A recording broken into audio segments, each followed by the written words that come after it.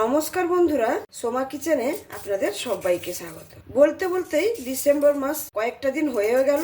আর December মাস মানে বিভিন্ন রকমের কেকের রেসিপি বাড়িতেই কত সহজভাবে সুন্দরভাবে বানিয়ে নেওয়া যায় সেটাই আজকে করে দেখাবো। আমি আজকে একটা অসাধারণ স্বাদের কেকের রেসিপি নিয়ে আপনাদের সামনে চলে এসেছি। আর ডিসেম্বর মাস মানে সবসময় যে ফ্রুট কেক বা প্লাম কেক খেতে হবে সেটা কোনো ব্যাপার না। বিভিন্ন রকমের কেক কিন্তু বাড়িতে বানিয়ে নেওয়া যায়, আর বাড়িতে বানিয়ে নিলে খেতেও ভালো লাগে, পরিমাণে একটু বেশিও পাওয়া যায়। তাই আজকে আপনাদের সামনে একটা গাজর কেকের রেসিপি নিয়ে আমি চলে এসেছি। রেসিপিটা ভালো লাগলে অবশ্যই লাইক, শেয়ার, কমেন্ট এবং সাবস্ক্রাইব করে আমার পাশে থাকবেন।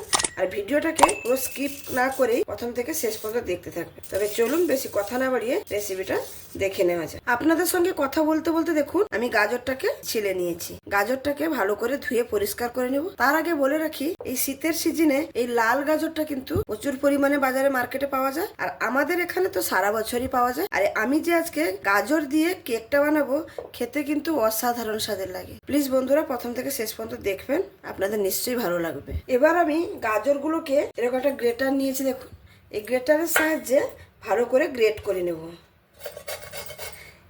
আমি এখানে লাল গাজরটা ব্যবহার করছি। আপনারা যদি চান এই গাজরটা যদি না পান, তাহলে যেটা অরেঞ্জ গাজর আমরা রেগুলার পেয়ে থাকি সেই গাজরটাও ব্যবহার করতে পারেন। এই গাজরের কেক কিন্তু খেতে অসাধারণ লাগে। আমাদের বাড়িতে তো যখনই এই গাজর আসে, আমার ছেলে কিন্তু গাজরের হালুয়ার আগে বলে এরকম কেক বানিয়ে দিতে। গাজরের কেকটা খুবই পছন্দ করে। দেখুন, এরকমভাবে গাজরটাকে গ্রেট করে নিতে হবে। এখানে আমি সমস্ত গাজরগুলোকে সুন্দরভাবে গ্রেট করে নিয়েছি। এরকমভাবে গ্রেট করে নিয়েছি। এবার এই গাজরগুলোকে একটা বাটির মধ্যে তুলে রাখবো। আজকে আমি কেকটা বানাবো না ময়দা না আটা, কোনো কিছুই না। আমি আজকে কেকটা বানাবো সুজি দিয়ে। এখানে দেখুন আমি 1 কাপ সুজি নিয়ে নিলাম, আর সুজিটা দিয়ে দেবো মিক্সার জারের মধ্যে। আর সামান্য একটু নেব, হাফ কাপ না, হাফ কাপের থেকেও কম নিয়েছি। সুজিটা আমি এই জন্য মিক্সারের জারের মধ্যে নিয়েছি, সুজিটাকে একটু মিক্সারের জারের মধ্যে দিয়ে গুঁড়ো করে নেব। আমার কাছে কিন্তু এটা একদমই ছোট দানার সুজি, তার সত্ত্বেও আমি একটু গুঁড়িয়ে নেব। আমি এখানে সুজিটাকে সুন্দরভাবে গুঁড়ো করে নিয়েছি। আর সুজি কিন্তু একদম মিহি গুঁড়ো হবে না, একটু দানা দানা থাকবে, কোনো অসুবিধা নেই। যতটা সম্ভব একটু ঘুরিয়ে নিতে হবে। এবার আমি এই মিক্সারটাকে একটা বাউলের মধ্যে ঢেলে রাখছি। এবার আমি ওই মিক্সার জারের মধ্যেই চিনিটাকেও গুঁড়ো করে নেব। এখানে দেখুন হাফ কাপ চিনি নিয়েছি, আর এতে দিয়ে দেবো একটা দারচিনি স্টিক দিয়ে এটাকেও ভালো করে গুঁড়ো করে নেব। এই চিনিটাকেও সুন্দরভাবে গুঁড়ো করে নিয়েছি। দেখুন, এবার আমি কি করব, এই যে সুজিটা যেটা গুঁড়িয়ে রেখেছি ওর মধ্যেই চিনির গুঁড়োটাও দিয়ে দেবো। যে কোনো কেক বানাতে কিন্তু এই মেজারমেন্টটা খুবই জরুরি। সবকিছু যদি মেপে নেওয়া যায় তাহলে কেকটা খুবই সুন্দর হয়। আপনারাও অবশ্যই কেকটাকে এরকম মেপে নেবেন সবসময়। যে কোনো ময়দা দিয়ে করুন বা আটা দিয়ে করুন বা সুজি দিয়ে করুন, কেকের ইনগ্রিডিয়েন্টস গুলো সুন্দরভাবে মেপে নিয়ে নেবেন। যে কোনো বাটি হোক বা এরকম যদি মেজারিং কাপ থাকে তাহলে সেইভাবে মেপে নিয়ে নিতে হবে। এই মিক্সারের মধ্যে আমি দিয়ে দেব বেকিং পাউডার 1 চামচ। আর এই রেশিওটা কিন্তু খুবই ইম্পর্টেন্ট রেশিও।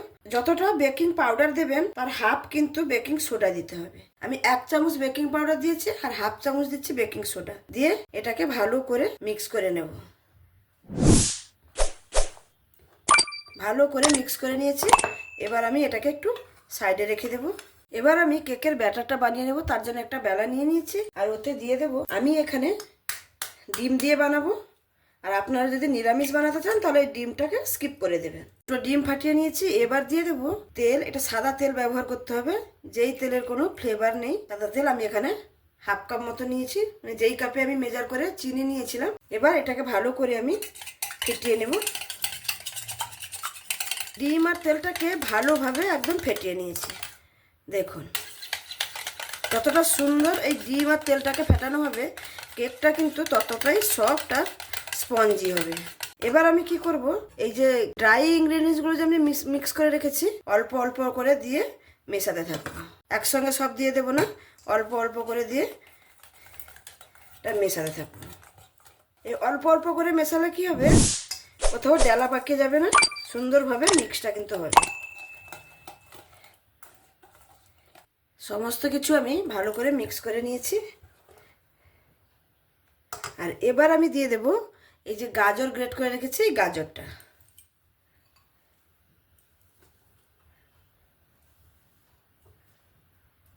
আর সামান্য একটু উপরে গার্নিশের জন্য বাঁচিয়ে রাখবো।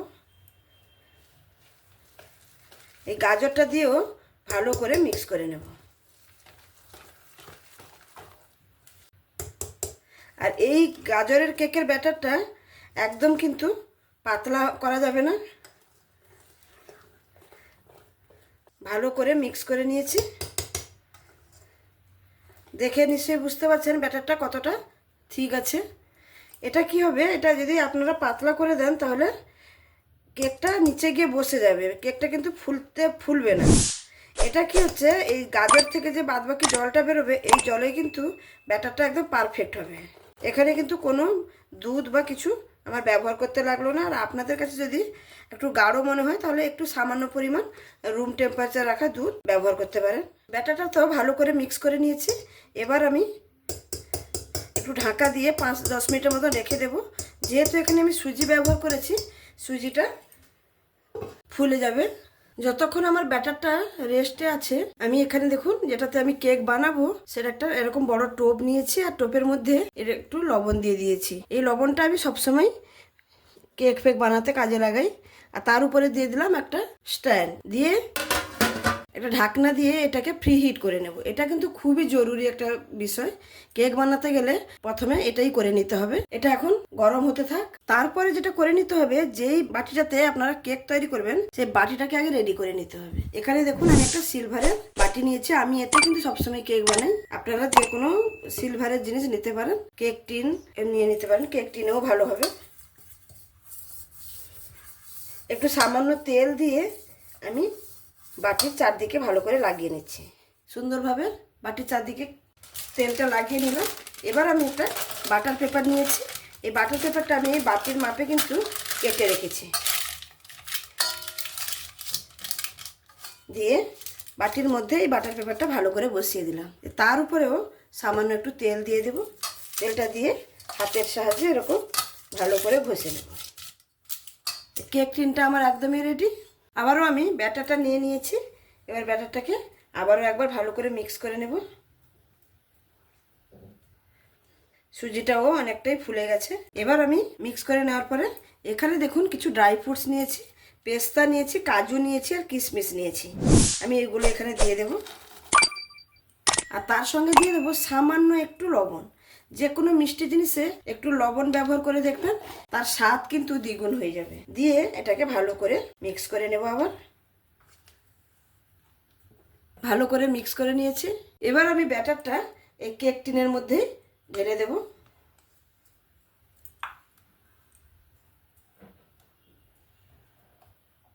সম্পূর্ণ ব্যাটারটা কেক টিনের মধ্যে ঢেলে নিয়েছি।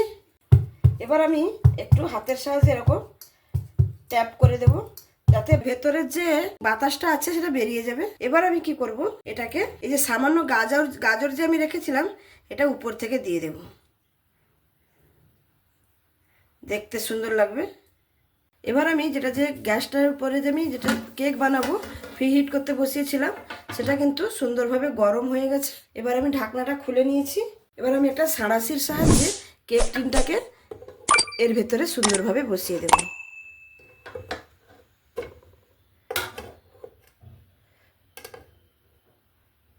এবার ঢাকনা দিয়ে ঢেকে দেব। কেকটা হতে দেব 40 থেকে 45 মিনিটের মতন। 20 মিনিট পরে আমি একটু ঢাকনাটা খুলে নিচ্ছি।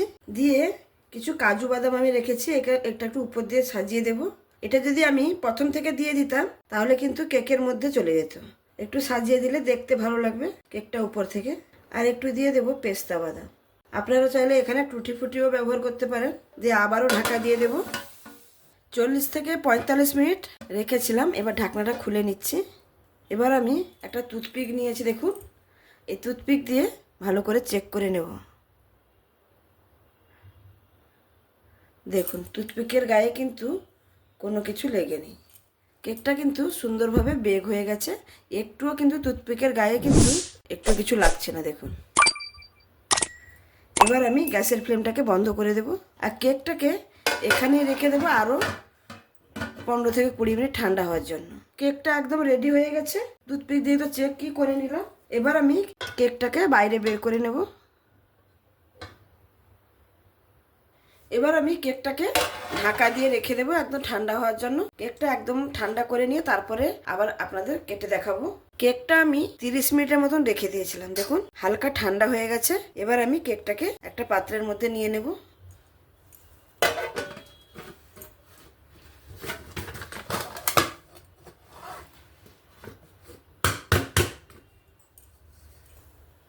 দেখুন সুন্দরভাবে কেকটা কিন্তু হয়ে গেছে।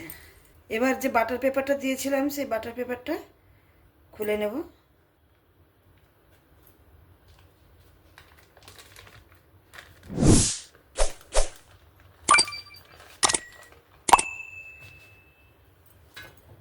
দেখুন কতটা দেখতে সুন্দর হয়েছে দেখুন। এবার আমি উল্টে নিচ্ছি।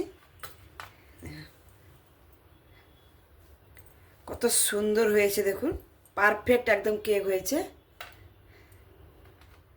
এবার আমি একটা ছুরি নিয়েছি, ছুরি দিয়ে কেকটাকে আপনাদের কেটে দেখাচ্ছি।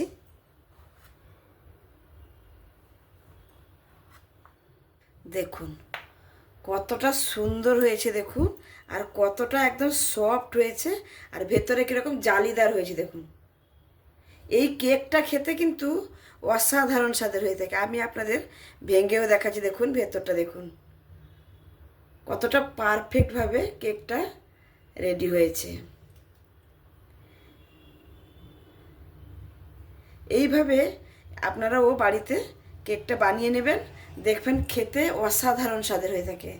আমার এই কেকের রেসিপিটা যদি আপনাদের ভালো লেগে থাকে তাহলে অবশ্যই লাইক, শেয়ার, কমেন্ট এবং সাবস্ক্রাইব করে আমার পাশে থাকবেন। একবার প্লিজ, এখন তো শীতের সিজনে এই গাজরগুলো, রেড কালারের যে গাজরগুলো বাজারে অ্যাভেলেবেল পাওয়া যাচ্ছে, একবার কিনে নিয়ে এরকমভাবে কেক বানিয়ে দেখুন, অসাধারণ স্বাদের হয়ে থাকে। আর সমস্ত কেককে কিন্তু টেক্কা দেওয়ার মতন একটা কেক, একদম মুখে মিলিয়ে যাওয়ার মতন কেক। দেখুন কতটা সুন্দর হয়েছে কেকটা। আমি পুরো পিসটাকেই আপনাদের কেটে দেখালাম, ভেঙে দেখালাম। আমার এই রেসিপিটা যদি আপনাদের ভালো লেগে থাকে তাহলে অবশ্যই লাইক, শেয়ার, কমেন্ট এবং সাবস্ক্রাইব করে আমার পাশে থাকবেন। আর যে সকল বন্ধুরা অলরেডি সাবস্ক্রাইব করে আমার পাশে আছেন তাদেরকে অসংখ্য ধন্যবাদ। আর যারা এখনো সাবস্ক্রাইব করেননি প্লিজ বন্ধুরা সাবস্ক্রাইব করে আমার পাশে থাকুন। আর এরকম ক্রিসমাসের কেক এরকম বাড়িতেই বানিয়ে নিন, দেখবেন খেতেও ভালো লাগবে আর বানাতেও মজা লাগবে। তাহলে এখানেই শেষ করছি, আবার দেখা হবে অন্য কোনো দিন অন্য কোনো রেসিপির সঙ্গে। সবাই ভালো থাকবেন, সুস্থ থাকবেন, সাবধানে থাকবেন। ধন্যবাদ।